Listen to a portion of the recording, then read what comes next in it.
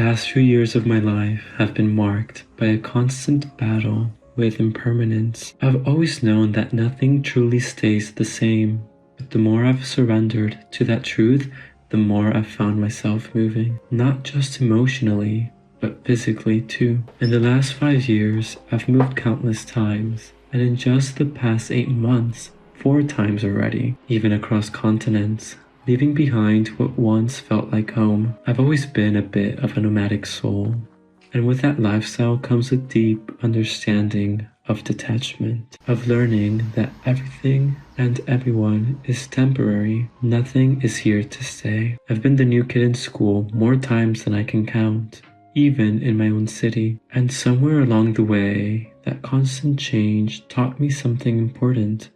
That belonging isn't tied to a place, it's something you carry within. We must not hold on too tightly, because real growth asks us to let go, to allow ourselves and others the freedom to soar, to meet our purpose, and to keep growing through every new beginning.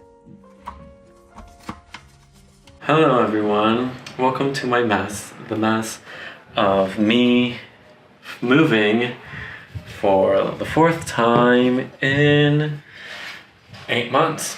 So while I unpack, I'm gonna be doing some Q&A. I'll be answering some questions that you guys will be sending me, probably either today and tomorrow, while I try to finally unpack everything, because I have things at my aunt's house, which actually we're neighbors now, so that'll be quickly, and then the things that I just had with me, which right now it's mostly folding clothes, what's dirty, what's clean, kind of organizing that bit, and not really only that, and then like my cleaning supplies. So it's kind of like a loud neighborhood. I'm here on my computer. I'm gonna go check the questions. Okay, so Daisy. Hi Daisy, I love you. Thank you for sending me all these questions. So we're gonna have a lot to talk about. Thanks to Daisy.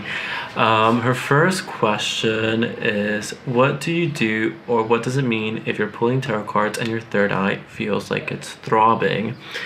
When this is happening, talking about that, I'm gonna unpack my tarot cards. Well, unpack as in like organize them. It's not very often anymore, but I used to get a lot of headaches. And one of those like headaches, they do happen a lot when I'm doing tarot readings. When I'm doing tarot readings, sometimes I get terrible headaches. I do sense that is, I don't know if, I wouldn't say that's healthy, because when that's happening is that I think we are abusing our intuitive abilities, or I think we're, like it's not really sustainable when we're kind of like in that mindset or in that headspace of using our third eye. I just feel that it is kind of like an activating of the third eye, but as I said again, I don't think it's really sustainable. I don't think it's to the point where we want to be. We don't want to be feeling that, and that's why tarot exists in a way, kind of so that we can, yes, be very intuitive and connected, but to kind of like ground, so we're not just channeling, like let us channel, but also at the same time, I think it's good that we have that physical object to help us guide the message, and not only using our intuitiveness. So I feel like when this happens is that we're kind of like tuning in too strongly into our intuition and not grounding this energy more into like the tangible. The other question is, how do you set up energetic boundaries so when you read someone's feelings about a situation, for example, they are sad, so you don't start to absorb the emotion, like start crying for them? I feel that for this, I guess one of the best things you could do is shielding. Shielding is like creating a psychic shield with our own energy, with visualizing, with mantras, with all the different tools that we can have, spells, candles, also having protection, so that we can always shield ourselves. But sometimes that's also part of the gig. Sometimes we're going to be so open that we're going to be feeling all these emotions. The only important part is that once we're done, to shake it off, literally like physical, to just like shake it off our body, off our aura. or also a little cleansing, you know, maybe some rosemary, some dried rosemary, some sage. As you all know, I'm not big on using sage and Palo Santo because I know it's very problematic. So maybe some dried rosemary around your body to kind of like burn away that energy that doesn't belong to us. Some meditation, some earthing, and some grounding. Also, grounding always helps to bring down that energy that we're feeling. Hi, a bit of the changing of lighting. I had to turn on the light because it's already it's dusk. And so also Daisy asked, have you ever heard about various trees in the forest or wooded area? Each have certain jobs. I saw on TikTok about a lady saying some are guardian trees, and for example, if they don't want you entering the area, they uplift the roots and can trip you, or some other trees you can approach for wisdom, etc. It was so interesting. I had never thought about it in that specific kind of way. But what I do think sometimes is you know, I'm a animist, and this really takes me to this thing, like, what's animism? Animism is this belief that everything has its own energy, or like, you know, kind of like its own soul, its own like spiritual intelligence, could be another way of putting it.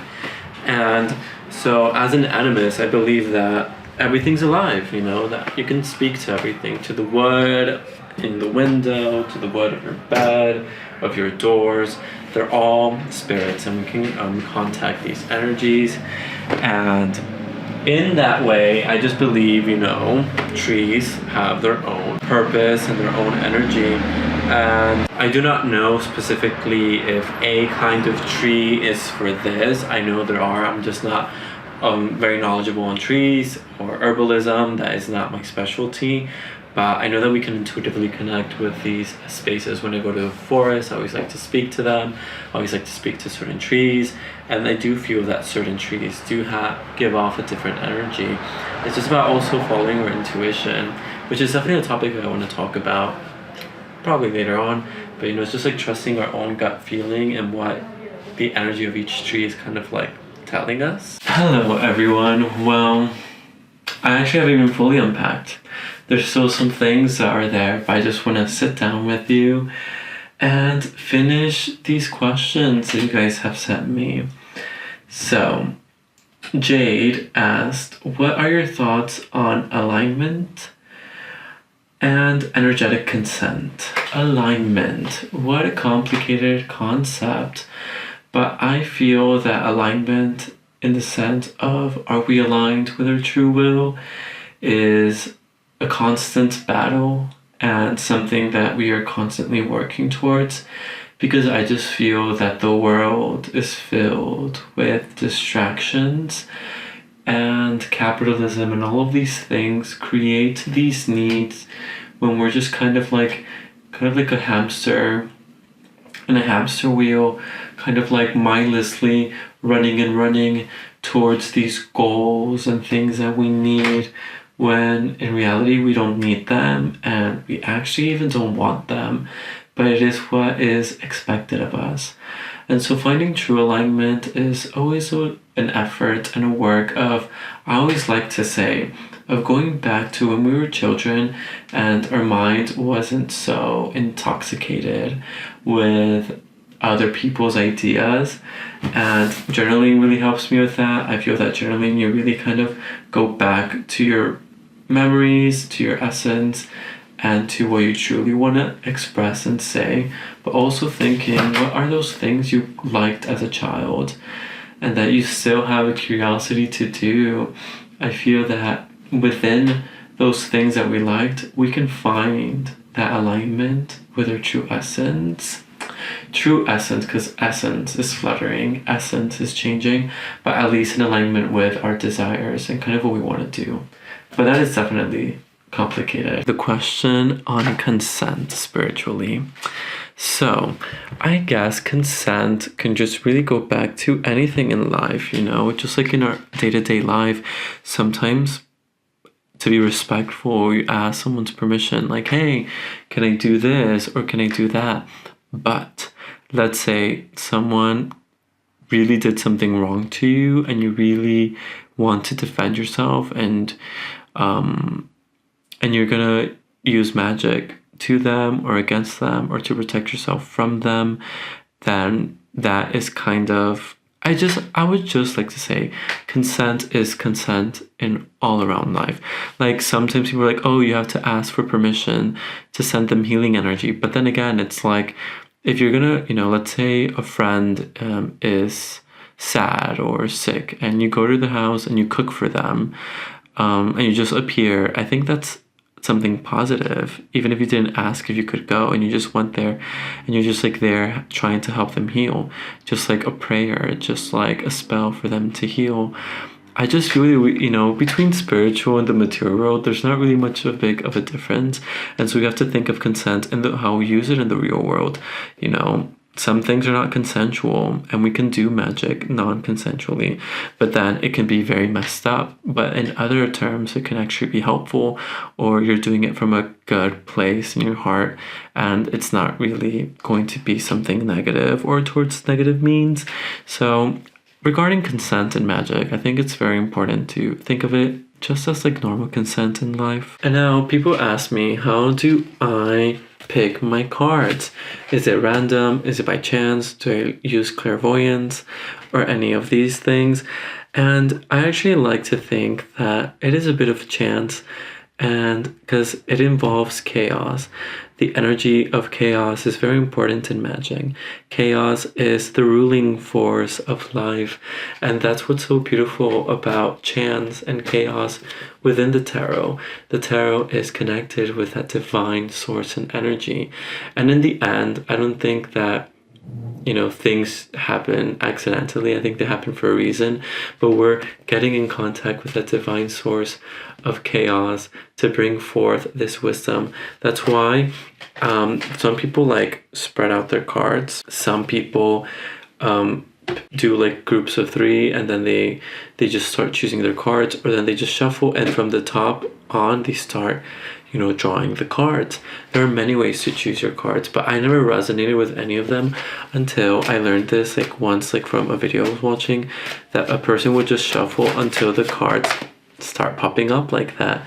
And I feel that this is the best way for channeling messages, because I'm just in my mind repeating the question, asking the spirit guides of the person or my spirit guides to be the ones to choose the cards, and then they just start popping up and falling on the floor, and I just feel like they're the ones who are choosing, and I'm not being biased by feeling it and choosing myself, which is also, I feel that can also work. All of them work, but that I just feel that I can put a lot of my own biases into that than if I just let the cards pop out, because it's kind of like the spirit guides are the ones coming down and choosing the cards. At least that's how I like to think of it. Hi.